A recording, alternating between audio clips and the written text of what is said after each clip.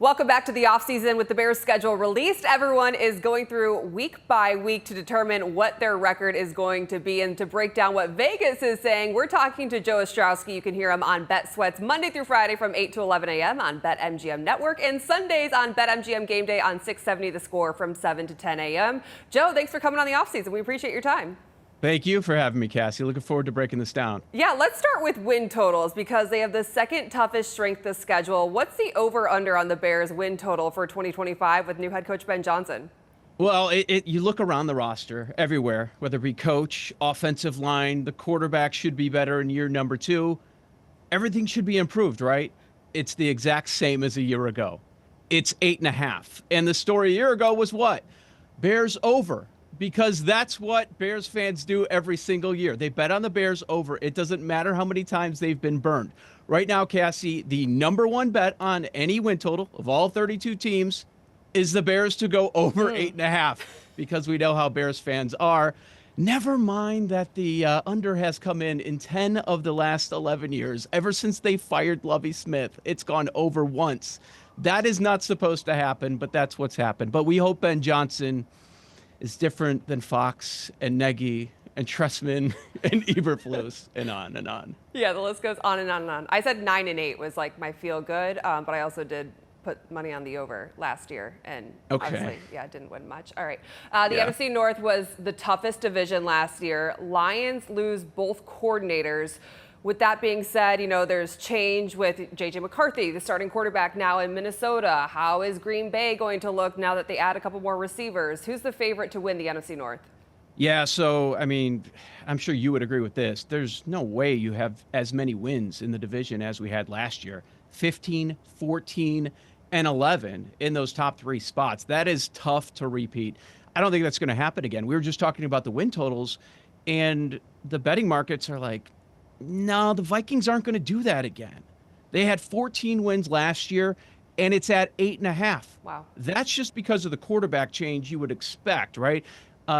Technically, a rookie quarterback jumping in with J.J. McCarthy, as you mentioned.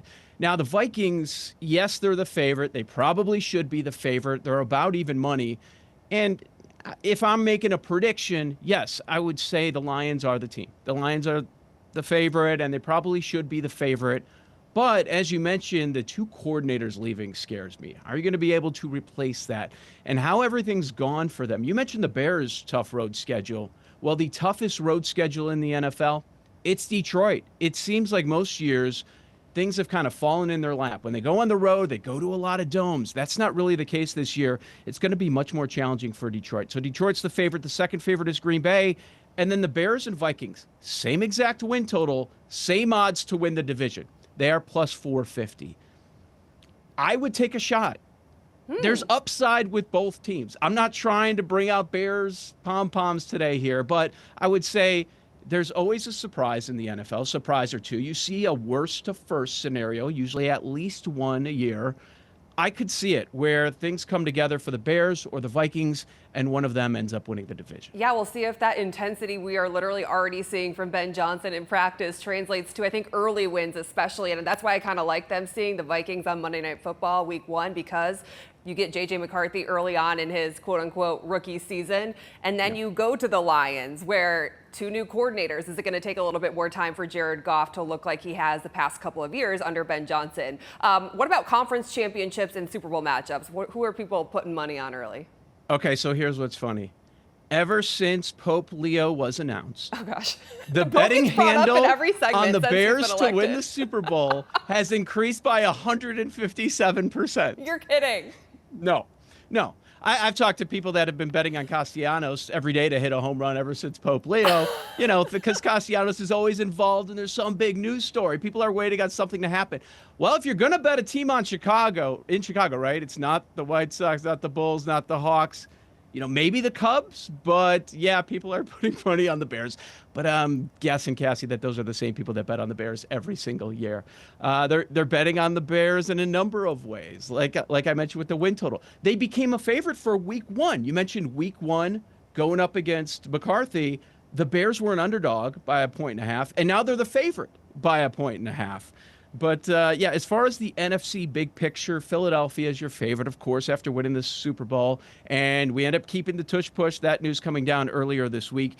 Detroit is the second favorite. Then it gets interesting. Will Washington repeat what they did last year? They're the third favorite. Green Bay, the fourth. If I'm looking for value, and that's the kind of better I am, I'm not going to be taking the favorite. It's very tough to repeat in this league. I would look to the West, the NFC West. You have San Francisco and LA. Both of them are 11-1. The Rams defense, so impressive a year ago, and you have that great head coach.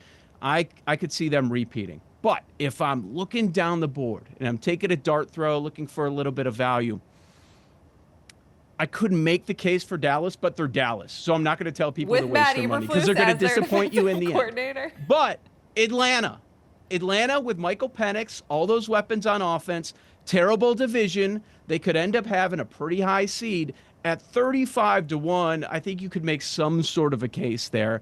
But it's I would suggest Rams or 49ers. You mentioned the schedule. The 49ers have by far the easiest schedule in the NFL this year. If they can stay healthy, they'll be in the team photo. Yeah, they lock in Brock Purdy. They got George Kittle, and the Bears return to them, I think it's week 17, Sunday Night Football.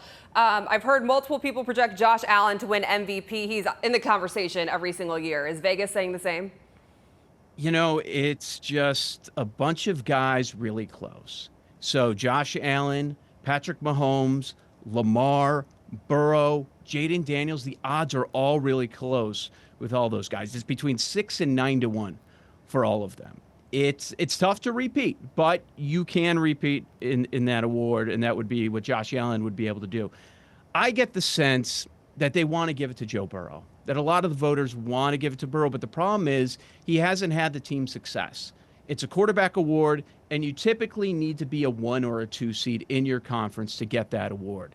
If the Bengals can have a strong start, they always come out of the gate slow. But if they can avoid the 9-8 that they've had over the last couple of years, I think voters would be very excited to give it to Burrow. He's 7-1. If I'm looking down the board, year 2 of Harbaugh, it wouldn't surprise me if things come together for Herbert. Only had 3 interceptions last year. That's how Rodgers ended up winning it a few years ago with so few turnovers.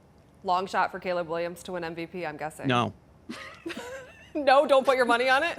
30-1. 30-1 is the number. I wouldn't do it yet. I'm buying what the Bears have done in the turnover. But here's what we always do. We want it all right now. That's what we do as Bears fans. Let's have all the turnover right now. You mentioned the tough schedule. Let's let it marinate a little bit. I think it's going to take a couple of years, but the Bears should be fine. But we don't need to zoom to MVP. Like, he's as good as Josh. All right, it's got to be by 2027 with all these extensions and everything. Like, that is clearly the timeline. They have 5 primetime games. They hope they're playing for something late in the season. And basically the NFL with the schedule said, hey, we're betting on the Bears being good in Ben Johnson's first year. And he's one of the favorites to win Coach of the Year, right? Cassie, do you know who the favorite was a year ago to be the Coach of the Year? Was it Matt Eberflus? Yeah, it was. Oh, yeah, God. It was Matt Eberflus. And right now it's Ben Johnson. He is your favorite. So here's what happens with this award. It's something new. It's exceeding expectations. So we were talking about win totals earlier. The Bears at 8.5, somewhere in the middle, right? So people are wise to this, and they understand it's probably not going to be going to Andy Reid. It's not going to be going to one of the Harbaughs. It's going to be someone that surprises. When Matt Nagy surprised everyone, the Bears had a win total of 6.5 when they went 12-4 that year. Matt Nagy was your Coach of the Year. You don't need to be a great coach, right? Jason Garrett has one of these awards. You don't need to be great at your job, but you just need to surprise people and exceed expectations. So top of the board, it's Ben Johnson, Mike Vrabel, and Liam Cohen. So that's part of the reason that Ben Johnson is near the very top, and he's been the hot assistant people have been talking about for years. Where's he going to land? And if he turns this Bears offense around to something that none of us have seen before, yeah, he could get it. I wouldn't bet it because he's the favorite, but I understand why people are. All right, no tight end has ever won Offensive Rookie of the Year, and I don't think Colson Loveland will necessarily be the first. So who are the early favorites to win the award? Yeah, you look at the very top, and it is usually a quarterback. But this is a sad quarterback class. At least that's what everybody's telling us. Not Sanders? So the favorite is Ashton Genty. I think it opens up, Cassie, for a running back to win this award. I wouldn't bet on Genty. He's going to be in a tough spot with the Raiders. He's going to be the bell cow running back. But that's where I would look. I would go to running back in this spot. You've got Hampton. He's in a great situation with the Chargers. You got Judkins over with Cleveland, usually a pretty strong offensive line. He's already installed as the RB1. So I would look to running back this year. This is one of those years where we don't have to go quarterback, I don't think, because it's going to be really tough for Cam Ward with the Titans. And should we assume Travis Hunter and Abdul Carter are the favorites for Defensive Rookie of the Year? Yeah, I mean, Travis Hunter is going to get a lot of love. Carter's the favorite. And typically with the Defensive Rookie of the Year, you don't have to go too far down the board. Carter just looks so much better than everybody else. And you get the New York bump. That's a thing. More votes in New York. If he gets a bunch of sacks, it's probably going to go to Abdul Carter. He's plus 250. All right. And then finally, you're a Chicago guy. So can I ask you for your prediction for the Bears season? They've burned me so many times. I'll admit I did say over 8.5 last year. Yeah, and we're at the same number. It's tough. It's going to be tough. I'm with you. You said 8-9 wins. I think the number's right.